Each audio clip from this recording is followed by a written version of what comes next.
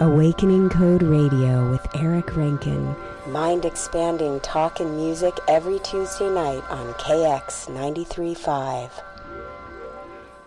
So I think when we say myth, maybe we're calling it myth when, like, 5,000-year-old stories, like we go back to Sumeria and we hear about the Anunnaki. Right. And, you know, if you go to Wikipedia and just look up Anunnaki, you're going to hear stories of these were mythological gods, you know, that came and visited, and mankind was on his own track, and he created these stories like we have other stories in mythology, you know, Zeus and you know, all the Roman, the Roman and Greek the gods, Norse, all of them. Yeah, but if you kind of go back and you know, go just one level deeper, they weren't saying these were mythological creatures. They were drawing pictures of very accurately described humanoid forms. They were making the pictures of these you know, sky vehicles hovering above them in the carvings. Right. They weren't describing a myth.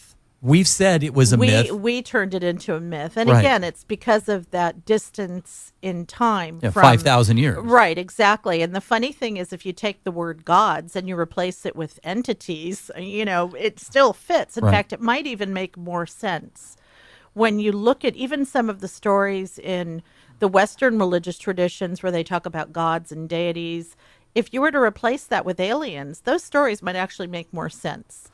And I think somewhere along the way, religion came along and cultural belief sort of took over, and aliens got turned into gods. And there's an awful lot of good information out there that seems to suggest that. And I like what you said, because 5,000 years ago, people didn't have the vocabulary to be able to speak about what they were seeing and experiencing the way that we do now. Well, and they didn't have, here's the crazy thing for people that don't know, in this moment in time, roughly 5,000 years ago, mankind had not created a written language yet. Right. We did not have the math that would support geometry, the algebra. Yeah, I'm sure people were counting on their fingers and tabulating sticks and some stones and whatnot. Yeah, exactly. But here in this moment, that the people of the day said we were visited and given information. Boom! People go from building huts to building pyramids and a town with a square grid and streets, creating the world's first written language, creating base 60 math that turns into geometry and the way we measure our planet today and time. And it's like, wow, that's a whole lot of technological jump. That's a lot of growing. That's a lot of growing in 5 years. A lot of progress. But what you have to do is put yourself back, if you can, 5,000 years or so, with the level of education, the level of scientific understanding at that time. If you were to see something in the sky, some kind of craft, some kind of being, how would you choose to describe it? You would have to describe it within the framework of the limited language they had at the time. Also, because like you said, we didn't have a writing system yet. Oral tradition was very important. So people were spreading the word viral. They were going viral in an oral sense. Now, what happens when you do that? Yeah, you get the telegraph game. There you go. Yeah. So if we can put ourselves back into their shoes and try to understand how difficult it must have been to describe something that was just so awesome and awe-inspiring.